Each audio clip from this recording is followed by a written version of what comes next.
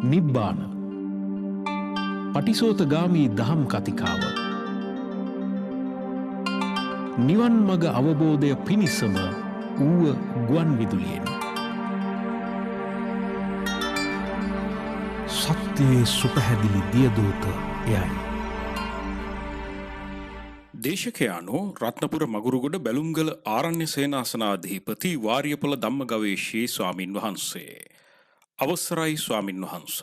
සමන්ත චක්කවාලේසු අත්‍රා ගච්ඡන්තු දේවතා සද්ධම්මං මුනි රාජස්ස සුනන්තු සග්ග මොක්ඛදං ධම්ම ශ්‍රවණ කාලෝ අයං බදන්තා ධම්ම ශ්‍රවණ කාලෝ අයං බදන්තා ධම්ම ශ්‍රවණ කාලෝ අයං බදන්තා නමෝ තස්ස භගවතු අරහතෝ සම්මා සම්බුද්දස්ස කතංච භික්ඛවේ භික්ඛු කායේ කායානුපස්සී විහෙරති ඉද භික්ඛවේ භික්ඛු අරඤ්ඤගතෝ වා රුක්ඛ මූලගතෝ වා ශුඤ්ඤාගාරගතෝ වා නිසීදති පල්ලංකං ආභුජිත්වා උජුංකාය පනිදාය පරිමුඛං සතින් උපට්ඨපෙත්වා සෝ සතෝව අස්ස සති සතෝව පස්ස සතිති. හොඳයි, අද දවසේ ඌව ගුවන් විදුලිය හරහා සද්ධර්මය ශ්‍රවණය කරන්ට සම්බන්ධ වන ලෝකවාසී මහා ප්‍රඥාවන්ත පිරිසට ලෞතුරා බුදුවරු බුද්ධත්වයෙන් පසුව අවබෝධ කොට දේශනා කළ නිවන් මාර්ගය විද්‍යාත්මකව අපි දහම් දේශනා මාලාවක් පුරාවටම මේ වෙනකොට ඔබට පැහැදිලි කරලා තියෙනවා. මුලින්ම අපි නිවන යනු කුමක්දත්, ඉන්පසුව පටිච්ච සමුප්පාදය කුමක්ද යන්නත්, ඉන්පසුව අපි ගිය සතියේ සිට සතිපට්ඨාන සූත්‍රය බුදුදහමේ පදනම නිවන් මගට තිබෙන්නා වූ ඒකායන මාර්ගය, නිවන් මග සඳහා තිබෙන්නේ එකම එක මාර්ගයක් පමණයි. ඒ මාර්ගය සතිපට්ඨානයයි.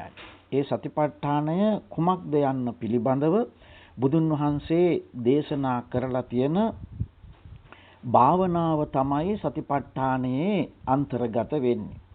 ඉතින් බුදුන් වහන්සේ දේශනා කරලා තියෙන්නේ නිවන් මගට එකම මාර්ගයයි කියලා.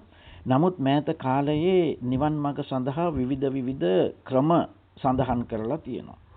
ඉතින් මේ නිසා අපිට ත්‍රිපිටකය දැනට අපි සම්මුතිය පිළිගන්නේ නිවන් මඟ 100%ක්ම නිවැරදිව තිබෙන්නේ සතිපට්ඨාන සූත්‍රයේ කියලා.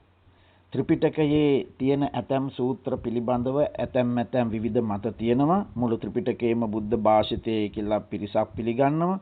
තවත් පිරිසක් බුද්ධ භාෂිතය 100%ක්ම ත්‍රිපිටකයේ නැහැයි කියලා පිළිගන්නවා. ඉතින් කෙසේ වෙතත් වර්තමානය වන විට මේ ත්‍රිපිටකයේ තිබෙන ඇතම් කරුණු ගවේෂණාත්මකව බලන පිරිසක් ඇතම් වැරදි පෙන්නමුණුත් යනවා. ඉතින් මේ නිසා ලංකාවේ මේ වෙන විට ත්‍රිපිටක සංරක්ෂණ පනතක් ගෙනල්ලා ත්‍රිපිටකයට පරිබාහිරව යම් දේ සාකච්ඡා කරනකොට ඒවට නීතිමය ක්‍රියාමාර්ග ගැනීමේ ක්‍රමවේදයකුත් ගැනීමට සැලසුමක් තියෙනවයි කියලා අපට මාධ්‍ය වලින් ඇසෙනවා.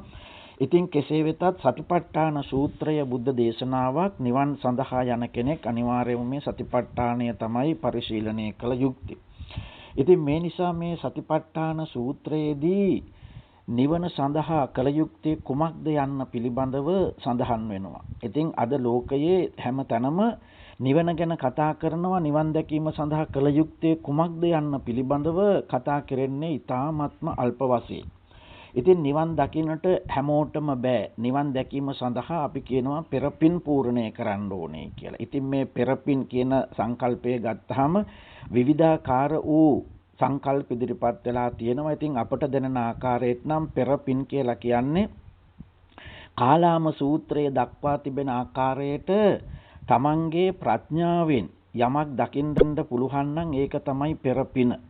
ඒ කියන්නේ අපි ඇසූ දේ ආකාරයෙන්ම පිළි අරගෙන, කියවූ දේ ආකාරයෙන්ම පිළි අරගෙන මේ ගමන් මාර්ගයේ යනකොට අපට සත්‍ය අවබෝධය වෙන්නේ නැහැ.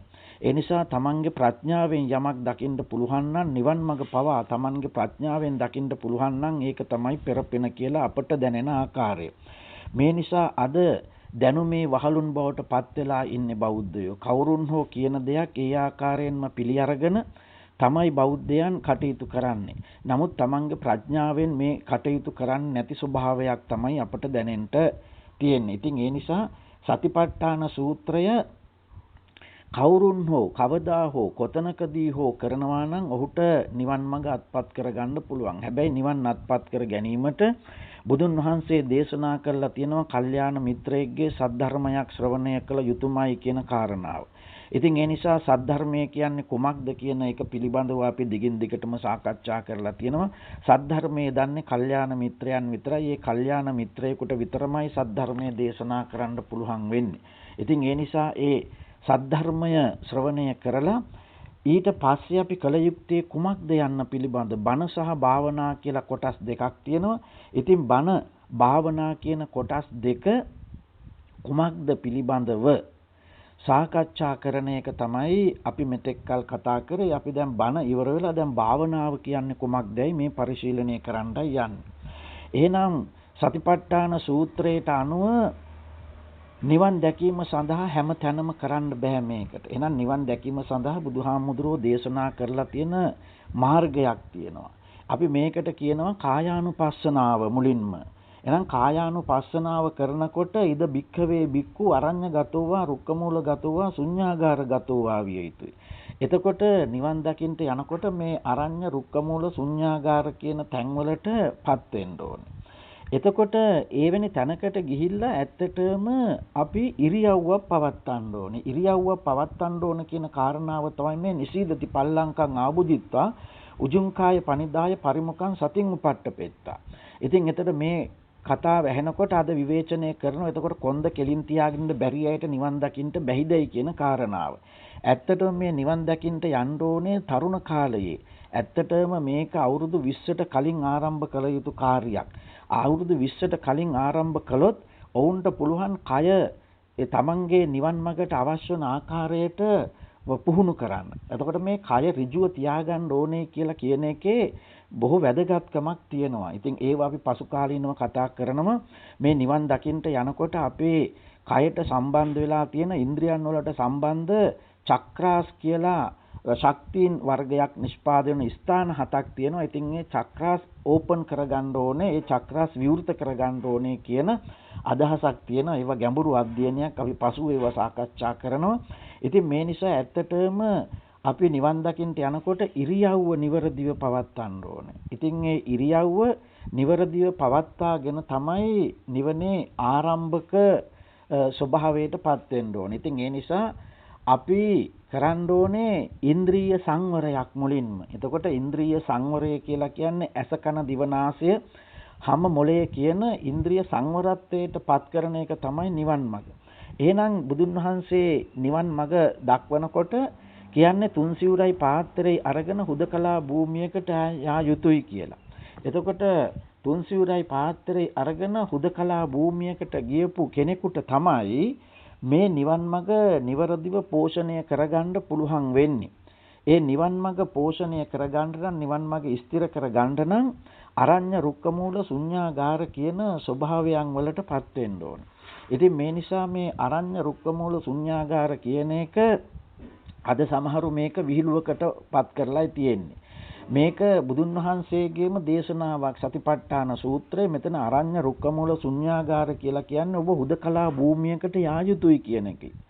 ඒ කාලයේ අරඤ්ඤ රුක්කමූල ශුඤ්ඤාගාර කියනවා හුදකලා භූමි වලට ගිහිල්ලා මේ කටයුත්ත සාර්ථකව කරගන්න පුළුවන්කම ලැබුණා.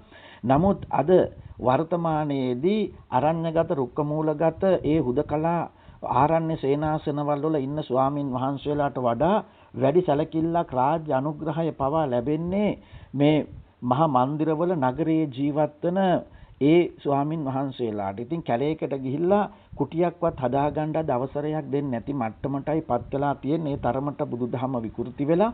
ඉතින් ඒ නිසා දැන් අපි ඉන්න ආරණ්‍ය සේනාසනේ අපිට වැසිකිළියක් සාදා ගැනීමටවත් අවසර නොදෙන තත්වයකට පත් වෙලා තියෙන්නේ මේවා රජයේ තියෙන වනාන්තර නිසා. ඒ වගේ කොන්ක්‍රීට් පොඩ්ඩක්වත් දාගන්න දෙන්නේ නැහැ. ඉතින් මේ නිසා අද අරණ්‍යගතෝවා රුක්කමූලගතෝවා කියන එක විහිළුවකට පත් වෙලා තියෙනවා. නමුත් ඔබට අරණ්‍ය රුක්කමූල ශුන්‍යාගාර කියන தත්වයක් Tamange නිවසේම හදාගන්න පුළුවන්. ඉතින් අරණ්‍ය රුක්කමූල ශුන්‍යාගාර කියන ස්වභාවය ඔබට පුළුවන් ඔබේ නිවසේම සකස් කර ගන්න. ඔබේ නිවසේ ඔබට පුළුවන් නම් හුදකලා කාමරයක් හදාගන්න. එහෙම නැත්නම් ඒ කාමරය තව ටිකක් ශබ්දයෙන් නැති විදිහට හදාගන්න. එහෙම නැත්නම් ඒ කාමරය ඔබට මිල මුදල් තියෙනවා නම් වායු සමනය කරලා හදාගන්න. ඉතින් අන්න එහෙම හුදකලා භූමියක් මේ නිවන් මගට තබාගත යුතුමයි. ඉතින් මේ කාරණාව කියනකොට වර්තමාන ලෝකයේ ඔබට පොඩි ගැටලුවක් තියෙනවා. මොකද බොහෝ අය මෙහෙම කරන්න ඕන කාරණාව කියන්නේ නිවන් මඟ සඳහා ඔය දානමාන පින්කම් කරමින් බුදුන් උපන් තැන් බලමින් බුදුන් බුදුන තැන් බලමින් වට වන්දනා කරමින් දඹදිව කියලා ඉන්දියාවේ ගිහිල්ලා වන්දනා කරමින් ඉතින් මේ විදිහට මේ වන්දනාමාන කරනවා පිරිසක්. ඉතින් ධාතු වන්දනා එක එක මල් පූජා 84000 මල් පූජා පහන් පූජා මේවා කරමින් මෛත්‍රී බුද්ධ ශාසනයක ප්‍රාර්ථනීය නිවනකටයි ඔබ යන්නේ. ඉතින් මේ නිසා ඒ ප්‍රාර්ථනීය නිවන කියන කාරණාවෙන් ඔබට ගිහිල්ලා මේ ආත්මයේ නිවන් ප්‍රත්‍යක්ෂ කරගන්න පුළුවන් පදනම තමයි බුදුහාමුදුරුවෝ අපට දක්වලා තියෙන්නේ. ඉතින් ඒ නිසා කවුරුත් මේ ආත්මයේ නිවන් දකින ක්‍රමයක් ගැන කතා කරන්නේ නැහැ.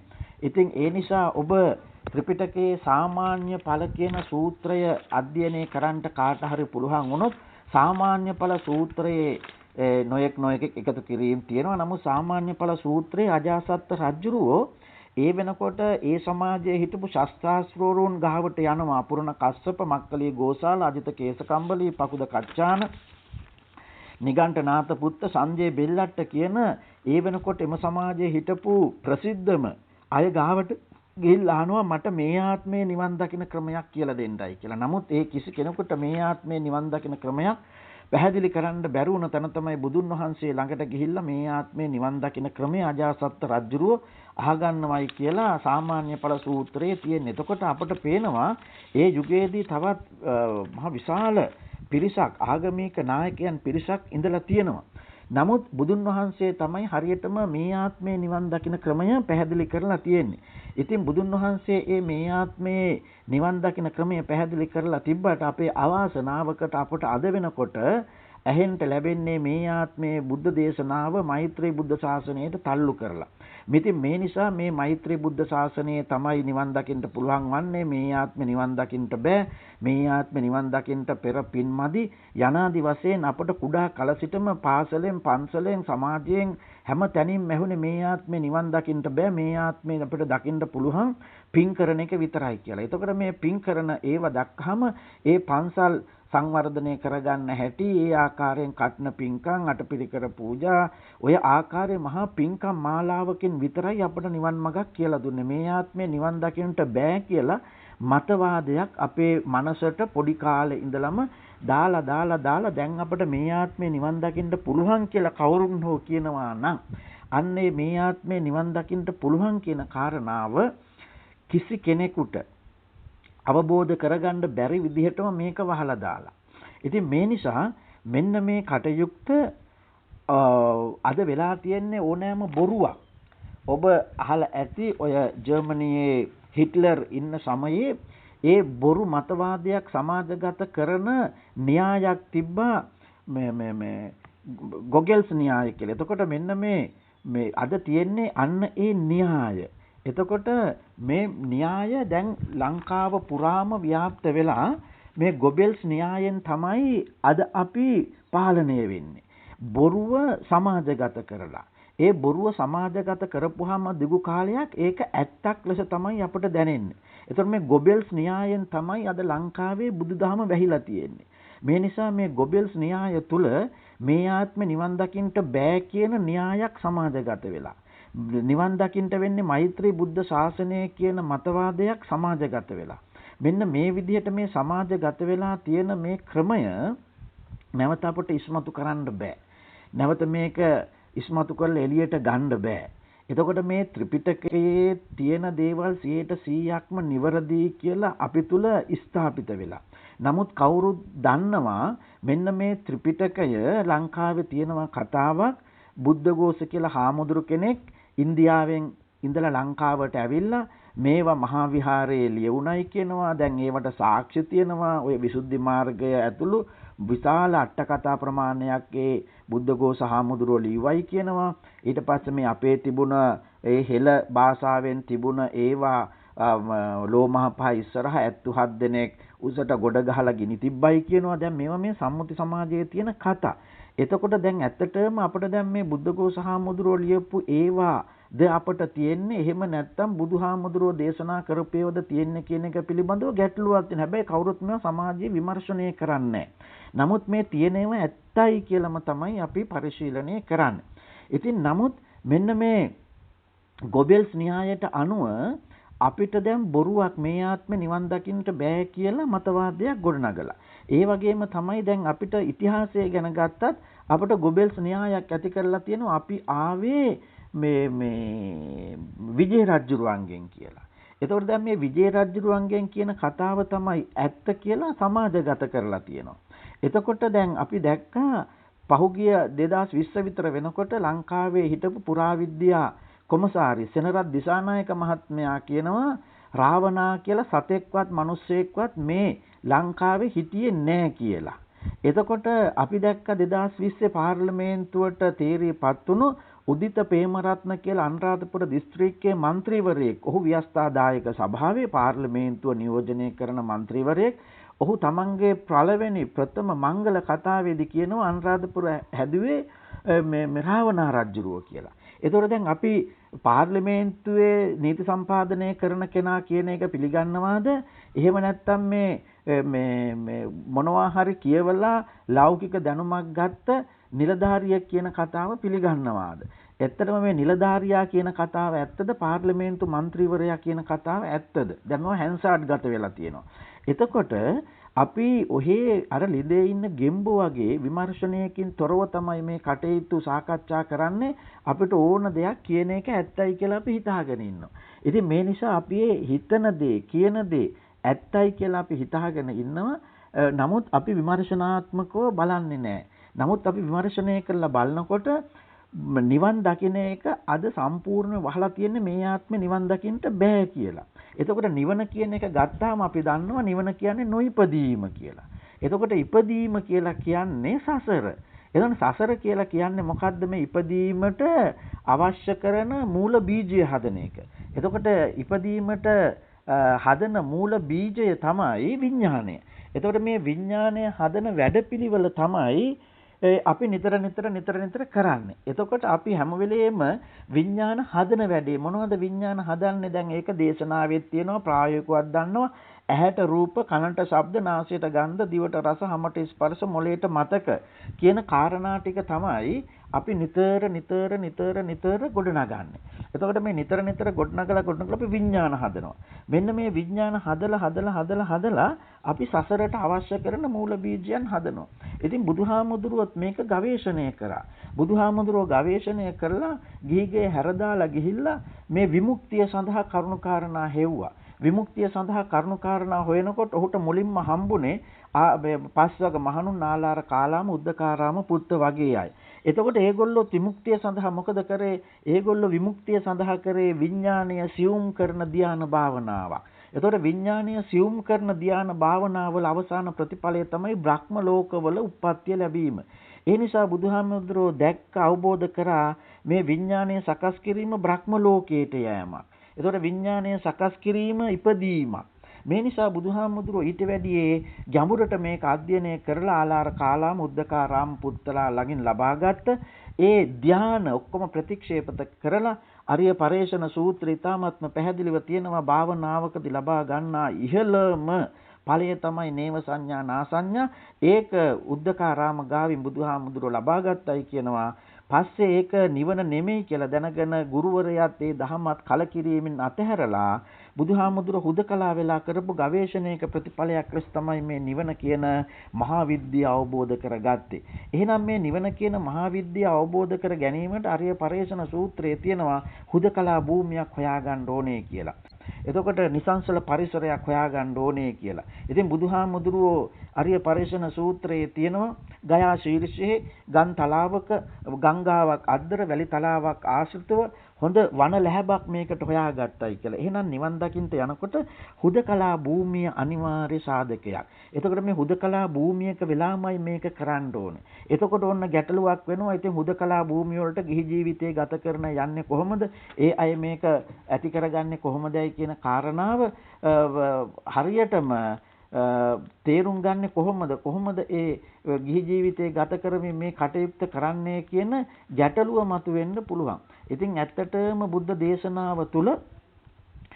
දේශනාව තුළ කේන්ද්‍රගත වෙලා තියෙන්නේ සකස් වෙලා තියෙන්නේ අරඤ්‍ය රුක්ක මූල ශුන්‍යාගාර කියන ඒ ගමන් මාර්ගයේ ප්‍රතිඵලයක් ලෙස තමයි නිවන අවබෝධ කරගන්නට මඟ පෑදිලා තියෙන්නේ. ඉතින් ඒ නිසා බුද්ධ දේශනාව නිවන් දකින්න යන කෙනෙක් පදනම ලෙස ගන්න ඕනේ සතිපට්ඨාන සූත්‍රය. එතකොට සතිපට්ඨාන සූත්‍රය තමයි නිවන් මගේ පදනම ලෙස කවුරුන් හරි ගන්න ඕනේ. එතකොට මේ නිවන් මගේ පදනම සතිපට්ඨානේ නම් සතිපට්ඨාන සූත්‍රයේ ඊ타ත්ම පැහැදිලිව සකස් කරලා තියෙනවා, සඳහන් කරලා තියෙනවා අරඤ්‍ය රුක්ක මූල ශුන්‍යාගාර. එතකොට දැන් අරඤ්‍ය රුක්ක මූල ශුන්‍යාගාර කියනකොට ඔබ බය වෙන්න එපා.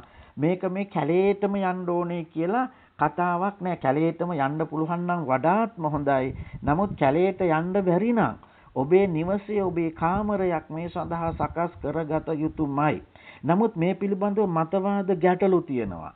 එතකොට මේ අද අන්තර්ජාලය තුළ මහා විශාල තියෙනවා මේ කැලේට යන්න ඕනේ කියලා එක පිරිසක් කියනවා. කැලේට යන්න ඕනේ නැහැ කියලා තව පිරිසක් කියනවා. හැබැයි කැලේට යන්න ඕනේ කියලා කියන්නේ ඊ타ත්ම අතලොස්සක පිරිසක්. හැබැයි කැලේට යන්න ඕනේ නැහැ කියලා කියනවා බහුතරයක්. එතකොට කැලේට යන්න නැතුව හුදකලා භූමියකට යන්න නැතුව මේක අපි කරගන්නේ කෙසේද? ඒ නිසා මේ කැලේ කියන නම අරඤ්‍ය රුක්කමූල ශුන්‍යාගාර කියන නම යෙදිලා තියෙන්නේ හුදකලා භූමිය කියන අර්ථයෙන්. එතකොට මේ හුදකලා භූමියකදී තමයි අපි නිවන් දකින්න පුළුවන් වෙන්නේ. එතකොට ගැටලුවක් වෙනවා ගිහි ජීවිතේ ගත කරන අයට කොහොමද අපි මේ හුදකලා භූමියක් හොයාගන්නේ? අපි කොහොමද අපිට නිවන් දකින්න බැරිද? එතකොට හාමුදුරුවරුන්ට විතරද නිවන් දකින්න පුළුවන්? ආරණ්‍යවල ඉන්න අයට විතරද මේක කරගන්න පුළුවන් කියන ගැටලුවක් වෙනවා. ඉතින් මේ ගැටලුව निराකරණය කරගන්න ඔබට පුළුවන් ඇත්තටම දැන් මේ බුද්ධ ශාසනය තුල ගිහි අය නිවන් දැකපු ප්‍රමාණය අඩුයි. ගිහි කියලා කියන්නේ මේ ඇඳුම නෙමෙයි. දැන් අපි මේ ගිහි පැවිදි කියලා මේ බෙදාගෙන තියෙන්නේ ඇඳුමකින්. ඇඳුම නෙමෙයි. දැන් අපි හිතනවා මේ භික්ෂුව කියලා කියන්නේ හිස මුඩු ගාලා සිවුරක් දරාගත් අය භික්ෂු. ඔය ටයි කෝට් දාගෙන සාර හැට්ටි සල්වාරි ඇඳගෙන ඉන්න අය විවාහ වෙලා ඒගොල්ලෝ තමයි ගිහි කියලා. ඒක තමයි සම්මුතියේ තියෙන ගිහි කියන පැවිදි කියන පදනම. නමුත් බුද්ධ ශාසනයට අනුව ගිහි පැවිදි බෙදාගන්නේ තමන් කොච්චර සමාජයත් එක්ක බැඳීමක් තියනවද? තමන් කොච්චර වගකීම් ප්‍රමාණයක් දරනවද? තමන් විශාල වගකීම් ප්‍රමාණයක් දරනවා නම් තමන්ට යුතුයකම් ප්‍රමාණයක් විශාල වශයෙන් තියනවා නම් අන්න ඒ අයට අපි කියනවා මේ ගිහි කියලා. එතකොට තමන්ගේ වගකීම් ප්‍රමාණය හුඟක් අඩු නම් තමන්ට මේ යුතුයකම් ප්‍රමාණය හුඟක් අඩුයි නම් අන්න ඒ අයට කියනවා පැවිදි කියලා බුද්ධ දේශනාවට අනුව. නමුත් සම්මුතියේදී ගිහි පැවිදි කියලා කියන්නේ ඔය ඔබ දැනට විශ්වාස කරන ඔය ඇඳුමෙන් තමයි ඔය Taman දැනට ඔය දන්නා ගිහි පැවිදි ස්වභාවය බෙදාගන්නේ. නමුත් ඇත්තටම මේ ගිහි පැවිදි කියලා බෙදා ගන්න ඕනේ ඇඳුමෙන් නෙමෙයි. Taman ගිහි පැවිදි කියන එක බෙදා ගන්න ඕනේ කොයිතරම් වගකීම් ප්‍රමාණයක් දරනවාද? කොයිතරම් යුතුයකම් ප්‍රමාණයක් දරනවාද? Tamanට කොයිතරම් දේපලක් තියනවාද? Tamanට කොයිතරම් ධනයක් තියනවාද? Tamanට කොයිතරම් මේ යාන වාහන ප්‍රමාණයක් තියනවාද? Tamanට කොයිතරම් ඉඩම්කඩම් ප්‍රමාණයක් තියනවාද? එතකොට මෙන්න මේවත් එක්ක තමයි Tamanගේ ගිහි පැවිදි ස්වභාවය තේරුම් ගන්න ඕනේ. එතකොට පැවිද්දා තුල බුදුහාමුදුරුවෝ දක්වලා තියෙන්නේ තුන් සිවුරයි පාත්‍රයයි කියන සංකල්පය. එතකොට මේ තුන් සිවුරයි පාත්‍රයයි කියලා කියන්නේ තමන් හුඟක් අවම මට්ටමින් තමයි මේ දේපල පරිහරණය කරන්නේ. එතකොට අවම මට්ටමින් තමයි යුතුයකම් වගකීම් තියෙන්නේ. එතකොට තමන් මේ ගිහි පැවිදි කියන ස්වභාවය තේරුම් ගන්න ඕනේ ඇඳුමෙන් නෙමෙයි. තමන්ට කොච්චර යුතුයකම් වගකීම් ප්‍රමාණයක් සමාජයේ තියනවාද? අන්න ඒ ප්‍රමාණය අඩු වෙන්න ඔබ පැවිද්දෙක් බවට පත් වෙනවා. මේව වැඩි වෙන්න ගිහියෙක් බවට පත් වෙනවා. ඒතකොට සම්මුති සමාජයේ ගිහි පැවිදි කියලා එහෙම බෙදීමක් තියෙනවා. නමුත් නිවන් දකින්න මේ ගිහි පැවිදි කියලා ભેදයක් නැහැ. නිවන් දකින්න ඕනෑම කෙනෙකුට පුළුවන්. හැබැයි ඒ යුතුයකම් වගකීම් වල ප්‍රමාණය එන්ට අඩු වෙන්න ඕන. ඉතින් ඒ නිසා කරණීය මත්ත සූත්‍රය අපි පැහැදිලි කරා. කරණීය මත්ත සූත්‍රයේ තියෙන්නේ අප්ප ගබ්බෝ අප්ප කිච්චෝ කියලා. එහෙනම් අපිට නිවන් දකින්න යනකොට අපි කටයුතු අඩු වෙන්න ඕනේ. අප්ප කිච්ච වෙන්න ඕනේ. අප්ප ගබ්බ වෙන්න ඕනේ. එකතු කිරීම අඩු වෙන්න ඕනේ. එතකොට අපි සිවුරු දරාගෙන හිස මුඩු ගහලා එකතු කරින් වැඩි නම්, වගකීම් වැඩි නම්, ක්‍රියාකාරකම් වැඩි නම් එතකොට මේ ඒක පැවිදි ස්වභාවයක් වෙන්නේ නැහැ නිවන් දැකීමට යනකොට. එතකොට සමහර ඉන්නවා ගිහි වතේ ඉඳගෙන වගකීම් අඩුයි, යුතුයකම් අඩුයි, එකතු කිරීම අඩුයි, ක්‍රියාකාරීත්වයන් අඩුයි. ඒගොල්ලෝ නිවන් දැකීම සඳහා යන පැවිද්දෝ. හැබැයි ඒගොල්ලන්ගේ ඇඳුම ටයි කෝට් එක දාලා සල්වාරි සාරි ඇඳලා එහෙම ඉන්නවා වෙන්න පුළුවන්. නෑ ඇඳුම නෙමෙයි ගිහි පැවිදි කියලා ගන්න ඕනේ. අපි භාවිතා කරන යුතුයකම් වල ප්‍රමාණය, අපි භාවිතා කරන වගකීම් වල ප්‍රමාණය, අපි කොච්චර මුදල් එකතු කරනවාද, කොච්චර දේපල හරි හම්බ කරනවාද, කොච්චර සමාජ වගකීම් තියනවාද කියන කාරණාවෙන් තමයි අපි ගිහි පැවිදි කියන ස්වභාවය තේරුම් ගන්න ඕනේ. ඉතින් මේ නිසා බුදුහාමුදුරුවෝ තුන්සිවුරයි පාත්‍රයයි අරගෙන වනගත වෙන්නයි කියලා කිව්වේ පැවිද්දන්ට පාත්‍රය අරගෙන ගියාපුවාම දහන ලැබෙනවා. දැන් ඔය අපි වැඩ වාසය කරන මගුරුගඩ ආරණ්‍ය සේනාසනයේ මීට අවුරුදු 3කට විතර කලින් මමත් එක්ක හිටියේ ගිහි පිරිසක් හිටියා. ඒගොල්ලෝ ඇවිල්ලා මාත් එක්ක බණ භාවනා කරනවා. හැබැයි දානේ දැන් මම කොහේ හරි පිටතනකට යනකොට මම දානේ එපා කියලා යන්නේ. ඒකට හේතුව තමයි ගමේ මිනිස්සු කැමති නෑ මේ ගිහි අයට, ගිහි ඇඳුමෙන් ඉන්න අයට දාන. නමුත් ඒගොල්ලෝ පැවිද්දන්ට වඩා පූර්ණ කාලීනව මාත් එක්ක බණ භාවනා කරගෙන හිටපු අය. නමුත් එහෙම බණ භාවනා කරගෙන ඉන්න අයට මේ දාන දෙන්න කැමැත්ත, දාන දෙන්න ක්‍රමයක් ලංකාවේ හුරු වෙලා නැහැ. ලංකාවේ හුරු වෙලා තියෙන්නේ හිස මුඩු ගාලා සිවුරු දරාගෙන ඉන්න අයට කොච්චර සල්ලි හෙව්වත්, කොච්චර මිල මුදල් තිබ්බත්, කොච්චර යාන වාහන තිබ්බත් අඩු ගානේ පාර්ලිමේන්තු යන හාමුදුරුවන්ට පවා අද දාන දෙන්න කැමති. එතකොට මේ අපි සම්මුතියේ දෙන්නේ පැවිද්ද කියන හිස මුඩු ගාලා ඉන්න අයට තමයි අපි මේ සිවුරු දමාගෙන ඉන්න අය තමයි අපි පැවිද්දෝ කියලා. නමුත් ඒගොල්ලෝ නිවන පිළිබඳව කිසිදු ගවේෂණයක් නොකරන සමහරට ජීවිත කාලෙම භාවනාව කියන එක කරපු නැති මේ හිස මුඩු ගාලා සිවුරු දරාගෙන ඉන්න හාමුදුරුවෝ ලංකාවේ ඉන්නවා. නමුත් ගිහි වතේ ඉඳගෙන පූර්ණ කාලීනව බණ භාවනා කරන අය ලංකාවේ ඉන්නවා. ඉතින් මේ නිසා ගිහි සහ පැවිදි කියන එක අපි තේරුම් ගන්න ඕනේ ඔන්න ඔය මතවාද දෙක අතරින්. මේ නිසා එහෙමනම් බුදුහාමුදුරුවෝ සතිපට්ඨාන සූත්‍රයේදී නිවන් දැකීමේ මඟ කියලා දෙනවා. එහෙනම් ඒ නිවන් දැකීමේ මඟ තමයි අරඤ්‍ය රුක්ක මූල ශුන්‍යාගාර වෙන්න ඕනේ. එහෙනම් මේ අරඤ්‍ය රුක්ක මූල ශුන්‍යාගාර ගත වෙනවයි කියලා කියන්නේ හුදකලා භූමියකට ඔබපත් විය යුතුමයි. එහෙනම් මේ හුදකලා භූමිය ඔබ කොහොමද හොයාගන්නේ? ඇත්තටම කැලේට යන්න පුළුවන් නම් මේක හොඳයි. ඉතින් නමුත් අද එහෙම කැලේට දැන් ඉන්නවා මහනුවර වජිරබුද්ධි කියලා ස්වාමින් වහන්සේ කෙනෙක්. ඒ ස්වාමින් වහන්සේ කියන්නේ මේක අරඤ්‍ය රුක්කමූල ශුන්‍යාගාර වියතුමයි. එහෙම තමයි නිවන් දකින්නේ කියන තමයි කාරණාව. නමුත් මම දැක්ක මාධ්‍ය සාකච්ඡාවකදී ඒ හාමුදුරුවන්ගේ මතවාදයට විරුද්ධව ඔය මේ තවත් රහතන් වහන්සේ කෙනෙක් ලෙස පෙනී සිටින ලංකාවේ මේ පිටදුවේ සිරිධම්ම කියලා දැන් සමන්තභද්‍ර කියලා ඒ නමින් ඒ ස්වාමින් වහන්සේ ඉන්නේ. ඒ ස්වාමින් වහන්සේ ප්‍රකාශ කරනවා නෑ එහෙම කැලේට යනවයි කියන එක බොරුවක්, මිත්‍යාවක්. කැලේට යන්න ඕනේ නෑ. නගරයේ ඉඳගෙන මාලිගාවල් වල ඉඳගෙන සත්මහල් ප්‍රාසාදවල ඉඳගෙන මේක කරන්න පුළුවන්. හැබැයි මේ මතවාදය අපි සාධාරණ බැලුවොත් එහෙම කැලේට යනවයි කියන අර්ථය ඒ වජිරබුද්ධි හාමුදුරුවෝ කියන්නේ හුදකලා භූමියක් නම් ඒක ගැටලුවක් නෑ. සත්මහල් ප්‍රාසාදයේ වුණත් කමක් නැහැ. Tamanට නිශ්චලව නිහඬව මේ කටයුත්ත කරන්න ඕනේ. ඉතින් මේ නිසා මේකෙන් අර්ථවත් වෙන්නේ මේ හුදකලා භූමිය අරඤ්‍ය රුක්කමූල ශුන්‍යාගාර කියලා කියන්නේ කොහේ හරි හුදකලා භූමියක්. එතකොට ඒකේ කැලේ වනාන්තරේ වෙන්න පුළුවන්. එහෙම නැත්නම් නගරයේ සත්මහල් ප්‍රාසාදයක හුදකලා වෙච්ච කාමරයක් වෙන්න පුළුවන්.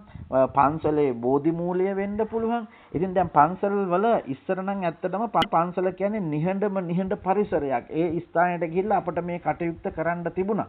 නමුත් අද අපි දකිනවා ගම්වල පවා නගරවල නම් බොහෝ බහුතරයක් පන්සල් වල අද තියෙන ටියුෂන් කඩ තමයි තියෙන්නේ. ටියුෂන් කඩවලට තමයි පන්සල දීලා තියෙන්නේ. ඒ වගේ නිහඬ බවක් නැහැ. රූපලාවන්‍ය, කරාටේ ඕවා තමයි අද පන්සල් ඇතුලේ තියෙන පුහුණු පාඨමාල. ඉතින් ඒ නිසා ඒ තැන්වල භාවනාවට අවශ්‍ය කරන පදනම පැහැදිලිවම ලැබෙන්නේ නැහැ. ඉතින් ඒ නිසා කෙසේ වෙතත් අපි නිවන් දැකීම සඳහා මේ අවශ්‍ය කරන භූමිය සකස් කරගත යුතුමයි. ඉතින් මේ නිසා අපි නිවන් දැකීම සඳහා කල යුත්තේ කුමක්ද කියන ගැටලුව තමයි අද කවුරුත් මේක කියලා දෙන්නේ නැහැ. කල යුත්තේ කුමක්ද කියන එක. ඉතින් අපි ඒ නිසා මේ තව බණවාර 3කින් 4කින් විතර අපි කියලා දෙන ඔබට කල යුත්තේ කුමක්ද? අපි දැන් ආරම්භ කරා සතිපට්ඨාන සූත්‍රයේදී අපි කල යුත්තේ කුමක්ද කියන කාරණාව. එතකොට මේ කල යුතු කාරණාවක් තියෙනවා. අන්නේ කල යුතු කාරණාව කිරීම සඳහා අපි අවශ්‍ය කරන පරිසරය සකස් කරගන්න ඕනේ ඉස්සරලාම. මෙන්න මේ පරිසරය තමයි බුදුහාමුදුරුවෝ පතිරූපදේශ වාසෝච කියලා කියන්නේ. එහෙනම් නිවන් දැකීම සඳහා හැමෝටම බෑ. එහෙනම් නිවන් දැකීම සඳහා හැම තැනම බෑ. එහෙනම් නිවන් දැකීම සඳහා අවශ්‍ය කරන භූමිය තෝරගන්න ඕනේ. ඒ Taman නිවන් දැකීමට අවශ්‍ය කරන ස්වභාවයකටපත් වෙන්න ඕනේ. නම් අනිවාර්යෙන්ම ඔබ නිවන් දකින්නවා නම් ඔබ හුදකලා පරිසරයක් තෝරාගත යුතුමයි. එහෙනම් මේ හුදකලා භූමිය කොහෙද තියෙන්නේ? එහෙනම් හුදකලා භූමිය ඇත්තටම තියෙන්නේ වනාන්තරයේ. ඉතින් ඔබට වනාන්තරයට යා නොහැකි නම් තමයි මම මේ කියන්නේ. ඔබ ගිහි ගෙදර, ඔබගේ දැන් සම්මුතියේ තියෙන ගිහි ගෙදර ඔබ හුදකලා පරිසරයක් හදාගන්න. මෙන්න මේ පරිසරය හදාගෙන ඔබ කරන්න ඕන කාර්යයක් තියෙනවා. ඒ කාර්යය තමයි ඔබ අනිවාර්යයෙන්ම ඉරියව්වක් පවත්වන්න ඕනේ. එහෙනම් මොකද්ද මේ පවත්වන ඉරියව්ව? එතකොට බුද්ධ දේශනාවේ අපට තියෙනවා ඉරියව් 4ක්. හැබැයි මේ ඉරියව් 4 අපට තියෙනවා මේ නිවන් දැකීමේ අභ්‍යාසය කරන්න පුළුවන් ඉඳගෙන, හිටගෙන, නිදියගෙන ඉරියව්වෙන් ඇවිදිමින්. හැබැයි මම ප්‍රායෝගිකව අවුරුදු ගණනාවක් මේ භාවනාව පුහුණු කරපු කෙනෙක්. හැබැයි අද මේවා කරන්න පුළුවන් කියලා හුඟක් අය උපදෙස් දෙන්නේ ජීවිතේට භාවනාවක් කරලා නැහැ. එහෙම මොකක්වත් නැතිව ඔය පොතේ දැනුමකින් මේක උගන්වනවා. නමුත් කවදාකවත් ඇවිදා සතිපට්ඨානය කරන්න බෑ. ඉතින් නමුත් අද අපිට සක්මන් භාවනාව කියලා එකක් තියෙනවා. නමුත් ඒවා ඒ තරම්ම දිගටම කරන්න හිටගෙනත් කරන්න පුළුවන් කියලා තියෙන. නමුත් හිටගෙනයි ඇවිදයි මේ මම දැකපු මේ නිවන් දකින නිරෝධ භාවනාව කරන්න බෑ. හැබැයි ඒවා කරන්න පුළුවන් ඔය තියෙනවා. අර මම කිව්වේ දැන් මේ බුදුදහමට බුදුහාමුදුරුවෝ පිරිනුවම් පාලා අවුරුදු 900ක් විතර ගියාට පස්සේ ඔය ඉන්දියාවෙන් පැමිණිච්ච ඒ බුද්ධඝෝෂ කියන හාමුදුරුවෝ තමයි ඔය විසුද්ධි මාර්ගය ලියලා තින්නේ. ඒකේ තියෙනවා සමසතලස් කර්මස්ථාන කියලා. එතකොට ඒ කර්මස්ථාන 40 ඔව කරන්න පුළුවන්. හැබැයි බුදුහාමුදුරුවන්ගේ තියෙන ඒකායනෝ අයම් භික්ඛවේ මග්ගෝ සත්තානම් විසුද්ධියා කියලා සත්‍යයේ විසුද්ධිය සඳහා තියෙන එකම එක මාර්ගය තමයි සතිපට්ඨානය. ඒ සතිපට්ඨානය කරන්න නම් අරඤ්‍ය රුක්කමූල ශුන්‍යාගාර වෙලා උජුංකාය පනිදාය පරිමුඛං සතින් උපට්ඨපෙත්තා. ඉතින් ඒක තමයි මම කියන්නේ දැන් ත්‍රිපිටකයේ තියෙන සූත්‍ර ඔක්කොම බුද්ධ භාෂිතය කියලා ගන්නවා. නමුත් මෙන්න මේ සතිපට්ඨාන සූත්‍රය බුද්ධ භාෂිතයක්. ඒ බුද්ධ භාෂිතයට අනුව නිවන් දකින්නවා නම් නිවන් දකින්න ක්‍රමයක් තියෙනවා. ඒ නිවන් දකින්නට යන්න ඕන තැනක් තියෙනවා. ඉතින් ඒ වගේම පරිබාහිරව අද රහතන් වහන්සේලා කියලා කියා ගන්නා ඇතම් පිරිස් තමන්ගේ උදර පෝෂණය සඳහා අවශ්‍ය කරන පදනමක් හදාගෙන ඒ පදනම තුල මිනිසුන්ට කියන මෙන්න මේවා තමයි නිවන් දකින්න පුළුවන් ක්‍රම කියලා. ඉතින් නිවන් දකින්නවා නම් ඇත්ත වශයෙන්ම මේ පරිසරය ඔබ සකස් කරගන්නම ඕනේ. එහෙනම් ඔබ අනිවාර්යෙන්ම හුදකලා භූමියක් සකස් කරගන්න ඕනේ. ඒක තමයි අංක 1. එහෙනම් පතිරූපදේශ වාසෝචය කියන්නේ නිවන් දැකීම සඳහා අවශ්‍ය කරන පදනම පරිසරය ඔබ සකස් කර ගන්න ඕනේ. අන්නේ පරිසරය පදනම සකස් කරගෙන ඒකට අනුව තමයි ඔබ මේ භාවනාව පටන් ගන්න ඕනේ. එහෙනම් ඔන්න දැන් අපි අද ඉඳලා මේ ප්‍රායෝගිකව මේ අභ්‍යාසය කරන්නයි සූදානම් වන්නේ. එහෙනම් ඔබ අනිවාර්යයෙන්ම පරිසරය සකස් කර ගන්න ඕනේ. මේ පරිසරය සකස් කර ගැනීමකින් තොරව ඔබට කවමදාකවත් නිවන් දකින්නට බෑ. ඉතින් මේ නිසා මේව හැබැයි අද මේ සම්මුති සමාජයේ නෑ. ඒවා සම්මුති සමාජයේ තියෙන බුද්ධ ආගමේ තියෙන්නේ භාවනා කරලා නිවන් දකින ක්‍රමයක් නෙමෙයි. දැන් ඔය පිරිවෙන් අධ්‍යාපනය තියෙනවා. ඉතින් ඒ පිරිවෙන් අධ්‍යාපනය තියෙන්නේ එක එක භාවනාව කියන කොටසට ඒකේ තියෙන්නේ බොහොම අඩු තැනක් තමයි පිරිවෙන් අධ්‍යාපනය තුළ භාවනාවට තියෙන්නේ. එතකොට අපි දැන් පිරිවෙන් අධ්‍යාපනය තුළින් මේ නිවන් මඟ අහගන්නේ.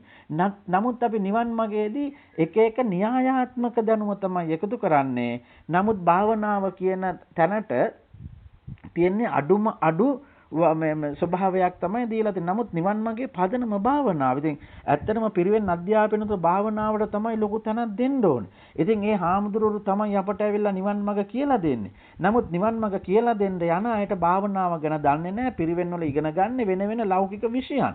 දැන් ඇත්තටම පිරිවෙන් වල තියෙන්නේ දේශපාලන විද්‍යාව, ආර්ථික විද්‍යාව, භූගෝල විද්‍යාව ඕවා තමයි උසස් පෙළට තියෙන්නේ. එතකොට මේ පිරිවෙන් අධ්‍යාපනය තුළින් මේ ලෞකික විෂයන් උගන්වලා ඒ ලෞකික විෂයන් ඉගෙනගත්ත ඒ හාමුදුරුවෝ නිවන් මඟට වඩා දන්න මේ ලෞකික දැනුමක්. ඉතින් ඒවා තමයි ඒ වගේ ඉතින් ඔය ඉතිහාස කතා තමයි තියෙන. ඉතින් ඒවා තමයි මිනිසුන්ට නිවන් දකින්න උගන්වන්නේ. ඉතින් කෙසේ හෝ මෙන්න මේ නිවන් මගේ යනකොට ඔබ තීරණයක් ගන්න ඕනේ.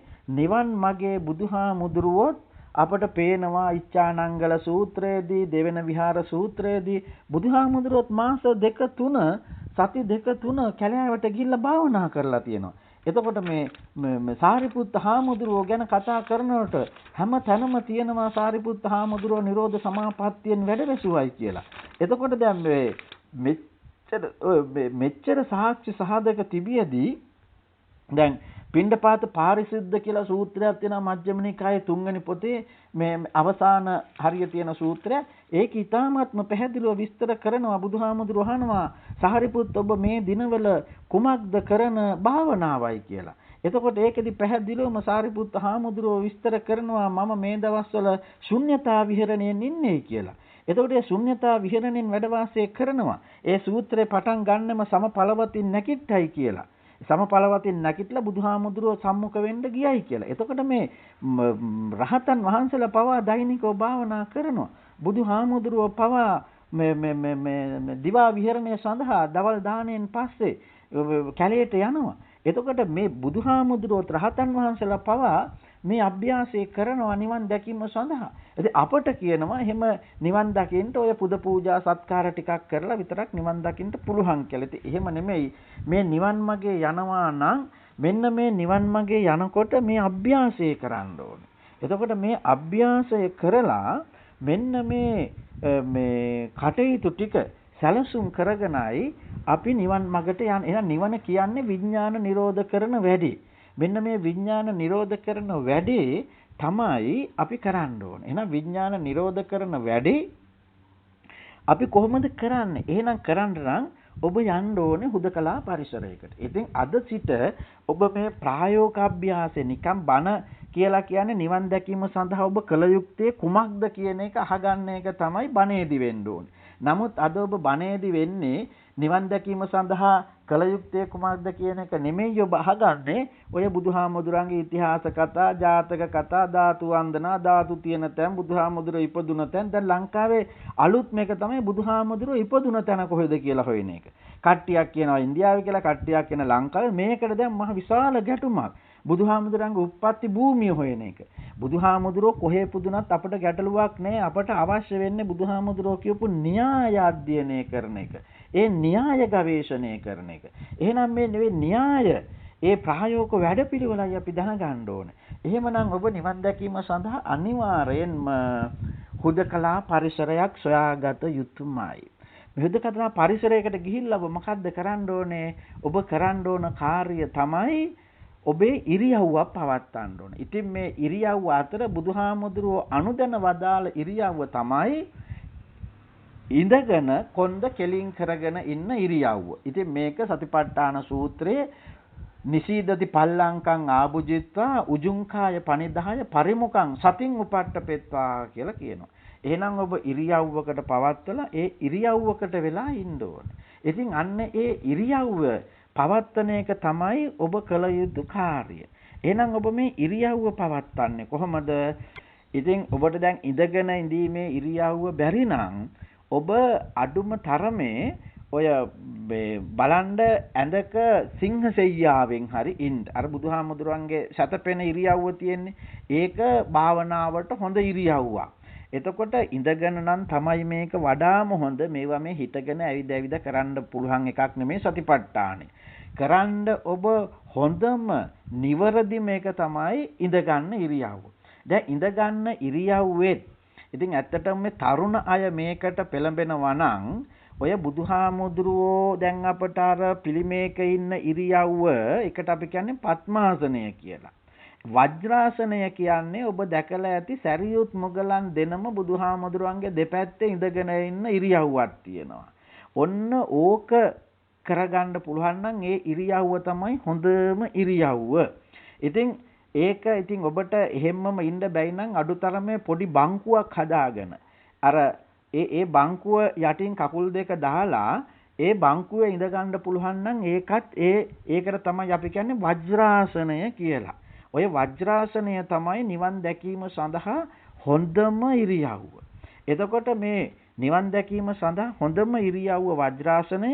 ඒ වජ්‍රාසනයෙන් ඉඳ ගන්න පුළුවන් නම් හොඳයි. ඉතින් වජ්‍රාසනය බැයි නම් පద్මාසනයවත් ඔය අපි කියන්නේ එරමිනිය ගොතාගෙන ඉන්නවයි කියලා. ඔය කුමන හෝ ඉරියව්වක් ඔබට පවත්වන්න පුළුවන් නම් මෙන්න මේ නිවන් මාගේ සතිපට්ඨාන භාවනාව ඔබට කරන්න ඉතාමත්ම පහසුයි.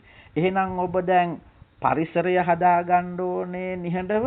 ඊට පස්සේ ඉරියව්වකටපත් වෙන්න ඕනේ. එතකොට මේ අද මෙහෙම ඕන්නේ නෑ ඔය මෛත්‍රී භාවනා ඒවා නිවන් මාර්ගට ගැලපෙන ඒවා නෙමෙයි. අපි ඒවා දිගට දිගට කතාත් කරනවා.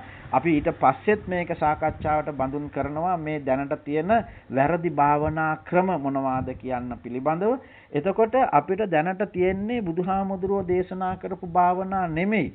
අපට අද තියෙන්නේ විසුද්ධි මාර්ගය කියන ඔය විසුද්ධි මාර්ගය තුල තියෙන ධ්‍යාන භාවනා ක්‍රමයි සමසතලිස් කර්මස්ථානයි 1956න් පස්සේ බුරුමේ මහාසි සයාඩෝ හාමුදුරුවෝ නිර්මාණය කරපු පිම්බීම හැකිලිම භාවනාව.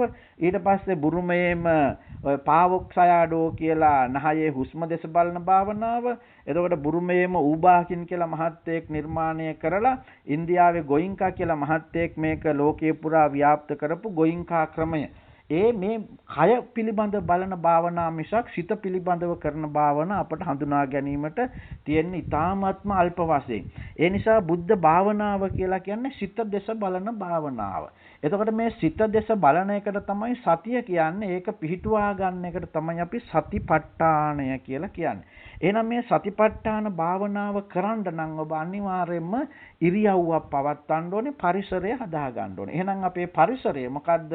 පරිසරය තමයි හුදකලා පරිසරය.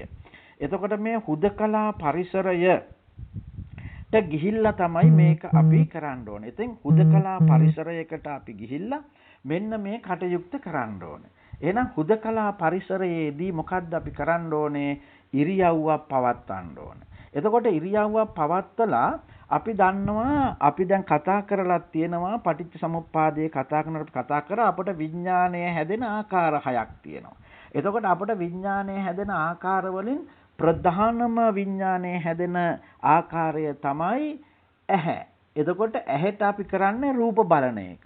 එතකොට මේ රූප බලලා අපි මේ දැකපු රූපයට එක්ක කැමැති සහ අකමැති කියලා තව තවත් විඥාන හදනවා.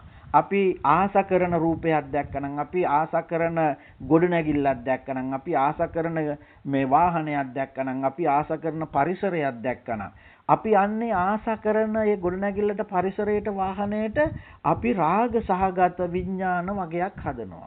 ඒ වගේම අපි කැමති අපි ආදරය කරන අපේ අම්මා තාත්තා අයියා අක්කා නැන්දා මාමා දුව පුතා අපි දැක්කනම් අපි මේ භෞතික වස්තුන් වලට කැමති විදිහට ආස කරන රාගික විඥාන හදනවා. එහෙම නැත්නම් අපි අකමැති රූප දකිනවා. අපි අකමැති අපේ හතුර, අපි අකමැති අපේ මිනිස්සයා. එතකොට අපි අකමැති රූප අපි දකිනවා. අන්න එතකොට අපිට ඒවට දේශසහගත විඥාන හදනවා. එතකොට අපි දැන් මේ කරන්නේ ඇහෙන් රූප දැකලා අපි කැමති විඥාන හදනවා. එහෙම නැත්නම් අපි අකමැති විඥාන හදනවා. ඉතින් කැමති විඥාන වලට අපි කියනවා රාග විඥානයි කියලා. අකමැති විඥාන වලට අපි කියනවා දේශ විඥාන. එතකොට අපි ඇහැට රූප දැකලා මෙන්න මේ රාග සහ දේශ කියන විඥාන වර්ග හදනවා. ඒ වගේම තමයි අපි කනට ශබ්ද අහනවා. එතකොට මේ කනට ශබ්ද අහනකොටත් අපි කැමති සින්දුවක් අහනවා නම්, අපි කැමති කතාවක් අහනවා නම්, අපි කැමති කෙනෙක්ගේ හඬක් අපට ඇහෙනවා නම් අපි වට රාග විඥාන හදනවා. අපිට අකමැති ශබ්ද ඇහෙනවා නම්, අපිට අකමැති විදිහට අපිට දෝෂාරෝපණ ඇහෙනවා නම් අන්න අපිට දේශසහගත සෝත විඥාන හදනවා. එහෙනම් එතකොට අපි මේ ඇහැට දකින්න රූපවලට රාග සහ දේශ කියන විඥාන වර්ග හදනවා. කනට ඇහෙන ශබ්දවලට අපි රාග සහ දේශ කියන විඥාන හදනවා. එතකොට අපි දැන් බුදුන් වහන්සේගේ දේශනාව තමයි විඥාන නිරෝධා නිබ්බානාන්තේ. විඥාන නිරෝධ කරන එක තමයි නිවන කියලා කියන්නේ. එහෙනම් මේ අපි හැම වෙලෙම විඥාන හදන්න ගත්තොත් අපිට නිවන් දකින්න බෑ. එහෙනම් අපි මෙන්න මේ රූප නැති, ශබ්ද නැති ස්වභාවයකටපත් වෙන්න ඕනේ. මේ නිසා ඔබ කැලයකට ගියොත් එහෙම ඔබට බාහිරේ ශබ්ද නැහැ. කැලේ මැද්දට යන්න ඕනේ. ඒ කැලේ මැද්දට ගියපුවාම අපට බොහොම අඩු ශබ්ද ප්‍රමාණයක් තමයි හැදෙන්නේ. එතකොට අපට අඩු සෝත විඥාන ප්‍රමාණයක් තමයි හැදෙන්නේ. ඉතින් මේ නිසා අපි අඩු ශබ්ද තියෙන ප්‍රදේශයකට යන්න ඕනේ භාවනා කරන්න. ඒකට තමයි සෝත විඥාන අපි අඩුවෙන් හදාගන්න. ඉතින් මෙන්න මේ නිසා ශබ්ද අඩු හුදකලා පරිසරයකට ඔබ සිටිය යුතුමයි. එහෙනම් ඔබ මේ හුදකලා පරිසරයට වෙලා ඉන්නකොට අපට සෝත විඥාන හරිම අඩුයි. එතකොට මේ සෝත විඥාන හරි අඩුවෙන් තමයි අපට ලැබෙන්නේ. එතකොට මේ සෝත විඥාන අඩුවෙන් ලැබෙනකොට අපට විඥාන හැදෙන ප්‍රමාණය අඩුයි. එහෙනම් අපි අංක 1 මේ පරිසරය අපි තෝරාගන්නේ සෝත විඥාන අඩුවෙන් හදාගන්න. එතකොට සෝත විඥාන අඩුවෙන් හදාගන්න පරිසරයකට වෙලා අපි ඉන්නකොට සෝත විඥාන අඩුවෙන් හදාගන්න පරිසරය වෙනකොට අපට සෝත විඥාන අඩුයි. එතකොට අපට විඥාන හැදෙන ආකාර 6යි තියෙන්නේ. මේ නිසා මේකෙන් අංක 1 තමයි පරිසරය නිහඬ පරිසරයක් වෙන්න ඕනේ. මේක ආරම්භක අවස්ථාවේදී ඔබේ පුහුණුවේ දියුණුවක් ලෙස ඔබට පසු කාලීනව ශබ්ද තියෙන ප්‍රදේශයකට වෙලා මේක පුහුණු වෙන්න පුළුවන් වෙයි. නමුත් අදත් බුදුහාමුදුරන්ගේ දේශනාවට අනුව මේ නිශ්චල ප්‍රදේශය තමයි භාවනාවට යෝග්‍ය. ඉතින් අපි භාවනා මධ්‍යස්ථානයකට ගියොත් එහෙම නිශ්ශබ්දතාවයේ රකින්ට ආර්ය නිශ්ශබ්ද භාවයේ රකින්න කියලා බෝඩ් ගහලා තියෙනවා. දැන් අපි ඔබ ආරණ්‍යවල දාන කටයුතු වලට ගිහිල්ලා ඇති භික්ෂුන් වහන්සේලා භාවනා යෝග්‍යව සිටින බැවින් මේ ප්‍රදේශයට නොයන්න. භික්ෂුන් වහන්සේලා ගිහි පින්වතුන් භාවනාවේ සිටින නිසා ඔබ නිහඬව සිටින්න කියලා බෝඩ් තියෙනවා. ඉතින් මේකෙන් අර්ථවත් වෙන්නේ නිහඬ පරිසරය තමයි ඇත්තටම භාවනාවකට අවශ්‍ය වෙන්නේ. ඒ නිසා එහෙනම් මේ පරිසරය අපි සූදානම් කරගන්නේ සෝත විඥාන අඩු කරගන්නට. ඔබ දෙනෙත් වසා ගන්නේ චක්කු විඥාන අඩු කරන්න. එහෙනම් ඔබ නිහඬ පරිසරයකට ගිහිල්ලා S2 පියාගත්තාම ඔබට සෝත විඥාන අඩුයි, චක්කු විඥාන අඩුයි. ඊට පස්සේ ඔබ භාවනා කරන්න යනකොට ඔබ පරිසරයක් හොයාගන්න ඕනේ. ඒ පරිසරය අනිවාර්යෙන්ම ගන්ධ සුවඳින් තොර වූ ප්‍රදේශයක් වෙන්න ඕන. ඕනකට වැඩිය සුගන්ධය තියෙන කොටත් මේක බෑ. ඕනකට වැඩිය ගන්ධය තියෙන කොටත් බෑ. ඒ නිසා ගන්ධ සුවඳ අඩු පරිසරයකදී ඔබේ ගහන විඥාන ඔබට ඇතිවන්නේ ඉතාමත්ම අඩුවේ. ඊට පස්සේ ඔබ තෙල් දෙක වහ ගන්න ඕනේ. අපි භාවනාවකට ඉඳගන්නේ ආහාර අරගෙන ඉවර වෙලා. ඉතින් මේ නිසා බුදුහාමුදුර අපට එක වේලක් අනුමත කරලා තියෙන්නේ නිතර ආහාර ගන්න ගියපුවාම જીවහා විඥාන කියන විඥාන හැදෙනවා වැඩි.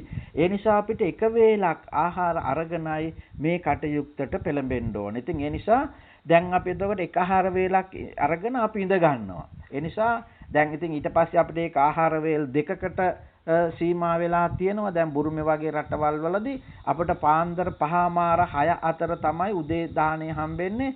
දවල් දාණය 10:00 11:00 අතර හම්බෙනවා. එතකොට ඉන් පස්සේ අපි පහුවදා වෙනකම්ම කිසිම ආහාරයක් නැතිව මේ කටයුත්ත තමයි කරන්නේ. ඉතින් මේ නිසා මෙන්න මේ එක ආහාරයකට සීමා කරපුවම තවත් ජීවහා විඥානයේ හැදෙන ප්‍රමාණය අඩුයි.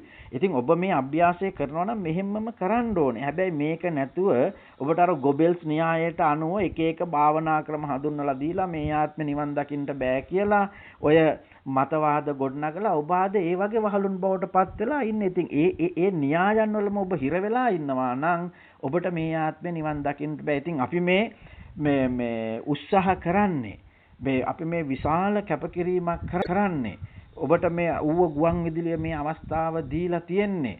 ඉතින් මේ කටයුත්ත සාර්ථක කරගෙන මේ ආත්මේ අන්තිමාත්මේ බවට පත් කර ගැනීමේ ගවේෂණීය සමාජිකයන් බවට ඔබ පත් කර ගැනීමට. ඉතින් මේ නිසා ඔබ සැලකිලිමත් වෙන්න ඕනේ. ඔබට මෙතෙක්කල් තිබුණ මිත්‍යා දිට්ඨික අදහස අයින් කරගන්න ඕනේ. ඔබට මේ ආත්ම නිවන් දකින්න බෑ කියන අදහස. එතකොට ඔබට මේ ආත්ම නිවන් දකින්න බෑ කියලා අදහස දීලා තියෙන අය නිවන කියන එකේ අංශු මාත්‍රයක්වත් දන්නේ නැහැ. එතකොට නිවන කියලා කියන්නේ විඥාන හදන්න නැතිව ඉන්නේ. එහෙනම් අපිට විඥාන හැදෙන්නේ 6 ආකාරයයි. එහෙනම් ඔබ නිශ්ශබ්ද පරිසරයට ගියම ශෝත විඥාන නැහැ. ඇස් දෙක පියාගත්තාම චක්කු විඥාන නැහැ. ගඳ සුවඳ නැති තැනකට ගියපුවාම ගාන විඥාන නැහැ. තොල් දෙක වසා ගත්තාම ඔබට જીවහා විඥාන නැහැ. එතකොට ඔබට දැන් තව විඥාන දෙකක් හැදෙනවා. ඒ විඥාන දෙක තමයි කාය විඥාන සහ මනෝ විඥාන. එතකොට මේ කාය විඥාන කියලා කියන්නේ මේ හැමත සීතල සහ උණුසුම ස්පර්ශ වුණාම හැදෙන විඥාණයට අපි කියනවා කාය විඥානය කියලා. ඔබට මේ උණුසුම සහ සීතල හැදෙන විඥාන ක්‍රමයට තමයි අපි කියන්නේ කාය විඥාන කියලා. එතකොට මේ කාය විඥාන හැදෙන්නේ එතකොට මේ කාය විඥාන හැදෙන්නේ කෙසේද? කාය විඥාන හැදෙන්නේ ඔබේ හැමත එක්ක උණුසුම එක්ක සීතල. මේ දෙක ස්පර්ශ වුණාම ඔබට කාය විඥාන හැදෙනවා. ඒ නිසා තමයි මම කිව්වේ කැලේට ගියපුවාම මේ කැලේ කියන එකත් හැම කැලේකම මේක කරන්න බෑ. ඔබ දැන් අනුරාධපුර ප්‍රදේශයේ ගත්තොත් එහෙම කැකිරා වාසරන්නේ තියෙන රිටිගල කියලා කැලයක්. මෙන්න මේ රිටිගල කියන කැලේට ගියොත් මේක උෂ්ණ කලාපයේ තියෙන එකක්. ඒ උෂ්ණ කලාපයේ සෞම්‍ය වනාන්තරයක්. මේක අභ්‍යන්තරයේ දහස් ගණනක් මේ ආරණ්‍ය කුටි තියෙනවා. ඒ කාලේ හාමුදුරුවෝ භාවනා කරපු. එතකොට උෂ්ණ කලාපයේ තියෙන සෞම්‍ය වනාන්තර තමයි මේකට ගැලපෙන්නේ. එතකොට ඔබ ඔය තිස්ස මහරාම පැත්තේ ඉන්නවා නම් එතකොට ඔය මදුනාගල සිතුල් පව්ව වගේ ඒවා ගත්තාම උෂ්ණ කලාපයේ තියෙන සෞම්‍ය වනාන්තර. ඒ වගේම අම්පාර පැත්තේ ඉන්නවා නම් රජගල කියන කැලේ ගත්තාම ඒකෙත් තියෙනවා කුටි. ඒ රජගල ඔබට ගියොත් එහෙම දැහගන්න පුළුවන්. ඒ රජවරු ඒ කාලේ භාවනා කරපු හාමුදුරුවරුන්ට හදලා තියෙන කුටි වායු සමනය කරලා තියෙන්නේ. ඒවා ඒ තරම්ම සීත ගුහා කියලා අදටත් හඳුන්වන්නේ. ඒසි කරපු කාමර වගේ ඒ කුටි හදලා දීලා තියෙන. එතකොට මේ වගේ පරිසරයකටයි ඔබ යන්න ඕනේ. එහෙනම් සෞම්‍ය පරිසරයකට ගියපුවාම ඔබට කාය විඥාන හැදෙන ප්‍රමාණය අඩුයි. එහෙනම් මේ කාය විඥාන හැදෙන ප්‍රමාණය අඩු නම් ඔබට දැන් විඥාන වර්ග පහක්ම හැදෙනවා. අඩුයි. සෝත විඥාන නැහැ, චක්කු විඥාන නැහැ, ගාන විඥාන නැහැ, જીවහා විඥාන නැහැ, කාය විඥාන නැහැ. එහෙනම් දැන් ඔබට තියෙන්නේ මනෝ විඥාන කියන විඥානය විතරයි. ඉතින් ඇත්තටම බුදුදහමේ භාවනාවේදී ඔබ නැති කරන එකම එක විඥානය මනෝ විඥානය විතරයි. අනිත් ඒවා අපට එහෙම නිරුද්ධ කරන්න බෑ. මේ නිසා ඔබ ඉන්ද්‍රිය සංවර සීලයට පත් වෙන එකට තමයි මේ කියන්නේ කායානුපස්සනාව කියලා. ඒ කායානුපස්සනාව කියලා ඔබට ඔබ පොතේ අර Hindu ධර්මත් එක්ක මිශ්‍රණය වෙච්ච සතිපට්ඨානය විස්තර කරන තැන්වල කායානුපස්සනාව කියලා විවිධ අදහස් දහලා ඇති. ඔබට ඕනේ පොතේ දැනුම දියුණු කරගන්නද ප්‍රායෝගිකව නිවන් දකින්නද කියන කාරණාවයි ඔබ තීන්දුව කරගන්න ඕනේ. ඉතින් මේ නිසා මෙන්න මේ සතිපට්ඨාන සූත්‍රයේදී කායානුපස්සනාව කියලා කියන්නේ ඔබගේ ඉන්ද්‍රිය සංවරත්වයට පත්වීම. එතකොට ඔබ ඉන්ද්‍රිය සංවර සීලයට පත් වෙලා ඉන්න ඕනේ. ඔබ එතකොට ඉන්ද්‍රිය සංවර සීලය තුල ඉන්න ඕනේ. එතකොට මේ ඉන්ද්‍රිය සංවර සීලය තුල ඔබ ඉන්නකොට මෙන්න මේ කායානුපස්සනාව. එතකොට ඉන්ද්‍රිය සංවර සීලය කියලා කියන්නේ ඔබ ඇහැට රූප නොදක, කනට ශබ්ද නොහස, මෙන්න මේ විදිහට ඉන්ද්‍රිය සංවරත්වයටපත් වීම. මේ නිසා නමුත් මේ කියන වචනයත් එක්ක ඔබ බණහනවා නම් ලංකාවේ ඔය බණ කියන හාමුදුරුවන්ගෙන් 99.999%ක්ම ඉන්ද්‍රිය භාවනා සූත්‍රය කියලා සූත්‍රයක් තියෙනවා මජ්ක්‍ධිම නිකායේ අන්තිම සූත්‍රය. ඕක විස්තර කරන්නේ මේ මම විස්තර කරන ආකාරයට නෙමෙයි. මේ නිසා මෙන්න මේ ඉන්ද්‍රිය සංවර සීලය කියන එක බුදුහාමුදුරෝ දේශනා කරලා මේ පොතේ දැනුම ඔබ ගන්නවාද, ඔබ මේ ආත්මේ නිවන් අවබෝධ කරගන්නවාද කියන තීන්දුව ඔබ ගන්න ඕනේ. එතකොට මේ පොත්වල තියෙන ඒවා විස්තර කරන හාමුදුරුවරු ගිහි අය මේවා ඉතින් පොතේ දැනුමෙන් විස්තර කරනු ලබනවා. ඉතින් අපි අනාගතයේදී මේ ත්‍රිපිටකයේ තියෙන කරුණු ඔය ත්‍රිපිටක සංරක්ෂණ පන්ත නිසා ත්‍රිපිටකයේ තියෙන ඇතැම් කරුණු අපට විශ්ලේෂණය කරන්න අනාගතයේදී අවස්ථාවක් නැති වෙයි. නමුත් මේවා 100%ක්ම නිවැරදිමයි කියලා ගන්න පිරිසක් තමයි ඉන්නේ. නමුත් මේ විශ්ලේෂණාත්මකව බලනකොට තමයි තේරෙන්නේ මේ පසු කාලීනව එකතු කරපු සූත්‍රයක් තියෙනවා. එතකොට ඉන්ද්‍රිය භාවනා සූත්‍රයේදී මේ අපිට ඇත්තටම තියෙන්නේ මෙන්න මේක වැරදි කියලා තමයි මේ සූත්‍රය. නමුත් බුදුහාමුදුර නිවන් දැකීම සඳහා ඇයි කැලයට යන්නයි කිව්වේ? ඇයි ඉරියව්වක් පවත්වන්නයි කිව්වේ? ඇස් දෙක පියාගන්න කිව්වයි මේ සෞම්‍ය ප්‍රදේශයකට යන ඉන්ද්‍රිය සංවර කරගන්න. මොකද ඉන්ද්‍රිය පහෙන් අපිට විඥාන විශාල ප්‍රමාණයක් හැදෙන නිසා ඒ ඉන්ද්‍රිය සංවරත්වයටපත් වෙන්න තමයි අපි අරඤ්‍ය රුක්ක මුල ශුන්‍යාගාර ගත වෙන්නේ. ඊට පස්සේ ඇයි මේ 3/4 කියන සංකල්පය ආවේ? අපි එකතු කිරීම අඩුකරන්න, බැඳීම් අඩුකරන්න, ක්‍රියාකාරීත්වයන් අඩුකරන්න. ඉතින් මෙන්න මේ විදිහට ඉන්ද්‍රිය සංවරත්වයට ඔබ පත් වෙන එකට තමයි කියන්නේ කායානුපස්සනාව කියලා. එතකොට පොතේ තියෙන දැනුමෙන් ඔබ පෝෂණය වෙනවද? අවබෝධයටපත් වුණු ප්‍රායෝගික කල්යාණ මිත්‍රයෙක්ගේ මඟ පෙන්වීම යටතේ මේක අන්තිම ආත්මය බවට පත් කරගන්නවද කියන කාරණාව ඔබ විසින්මයි තීන්දුව කරගන්න ඕනේ. මේ නිසා ඔබ අද පොතේ දැනුමටපත් වෙලා පද පරමයන් බවට පත් වෙලා තිනේ. පොතේ තියෙන දැනුම විතරයි යොවුන් දන්නේ. පද පරමයන් බවට පත් වෙලා. නමුත් මේක විශ්ලේෂණාත්මකව දකින්න බෑ. විශ්ලේෂණාත්මකව මේක ගනු කරන්නේ නිකම් පොතේ තියෙන වචන ටිකක්. ඉතින් පොතේ තියෙනවා සෑහෙන දහම් දැනුමට අවශ්‍ය කරන වචන තියෙනවා. දැන් මේ අපි ගත්තොත් එහෙම ඔය පොතේ තියෙන දැනුමෙන්ම පෝෂණය වෙන අය දැන් අර මම කියපු පිණ්ඩපාත පාරිශුද්ධ සූත්‍රය ගත්තොත් එහෙම ඒකේ තියෙන්නේ පංච නීවරණ නවත්තන්න, පංචස්කන්ධය නවත්තන්න කිය මේ පංච බල, පංච අභිඥා, සත්ත බොජ්ජංග, ආර්ය අෂ්ටාංගික මේ වචන ගොඩක් විතරයි විස්තර කරන්නේ. මේ වචන ගොඩම ගැබ්බෙලා තියෙන එකම එක ක්‍රියාවකට. ඒ ක්‍රියාව තමයි ඔබ නිශ්ශබ්ද පරිසරයකට ගිහිල්ලා ඉන්ද්‍රිය සංවරත්වයට පත් වෙලා සිත දෙස බලන අභ්‍යාසය වෙනකොට ඔය පොතේ තියෙන සියලුම දේවල් Tamanට ඇති වෙනවා. ඒ ඇති වෙන ස්වභාවයට තමයි බුදුහාමුදුරුවෝ කියන්නේ භාවනාවේ නිරෝධ සමාපත්තිය කියලා. ඉතින් අපි මේ උත්සාහ කරන්නේ ඔබ ඒ නිරෝධ සමාපත්තියට ගෙනියන්න. නමුත් අද භාවනාවල තියෙන්නේ ඔබ ධානවලට ගෙනියන්න. මේ නිසා ඔබ අෂ්ට සමාපatti වලට ගෙනියන Hindu භාවනා සහ බුරුම භාවනා ක්‍රමයක් තමයි ලංකාවේ පතපොතේ සහ හුඟා හාමුදුරුවෝ විස්තර කරන්නේ. නමුත් බුදුහාමුදුරුවෝ අවබෝධ කරලා දේශනා කරපු නිරෝධ සමාපත්තියට යන මාර්ගය ඊ타ත්ම අඩුවෙන් තමයි මේ විග්‍රහ වෙලා තියෙන. ඉතින් අපේ උත්සාහය අන්න ඒ නිරෝධ සමාපත්තියට ඔබව ගෙන යන සතිපට්ඨාන සූත්‍රය පිළිබඳව ඔබට අවබෝධයක් ලබලා දෙන්න. ඉතින් අපි දැන් මේ සතිපට්ඨාන සූත්‍රය පටන් ගත්ත ගිය සතියේ අදයි. එතකොට අපි තව ඉස්සරහටත් මේ කටයුත්ත ඔබට පැහැදිලි කරමින් ඉස්සරහට ගෙනියනවා. ඉතින් 20 වෙනි බණෙන් පස්සෙත් ඔබට මේ කටයුත්ත දිගටම ගෙනියන්න ඕන නම් ඉතින් මේකට දායකත්වය ලසන්ත මහත්මයාත් එක්ක සම්බන්ධ වෙලා කවුරු හරි ඉන්නවා නම් දැන් අප මැදිහත් වෙලා මේ වැඩසටහන අපේ බණහපු ඔය මේ රත්නපුර සහ කොළඹ ප්‍රදේශයේ මගේ බණහන ශ්‍රාවක පිරිසක් එක්ක ඒකරාශී වෙලා තමයි අපි මේ තාක් දුරට ගෙන ආවේ.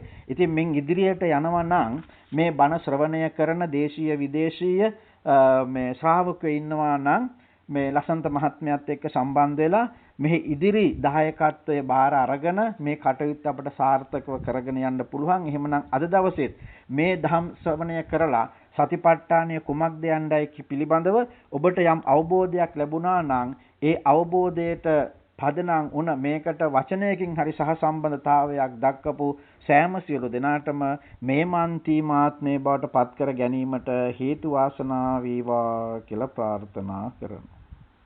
උතුම් නිර්වාණ අවබෝධය සඳහා ඔබට මඟ පෙන්වන නිබ්බාන දහම් කතිකාමාලාව අද පින්බර දායකත්වයේ දක්වනු ලැබුවා. ඔබට අසන්නට සලස්වන්න නිවන අභිමුව කොළඹ කණ්ඩායම නියෝජනය කරන නිමල නාමවර්ධන සහ සුමනා ගලගෙදර යන සුපින්වත් දෙපළ.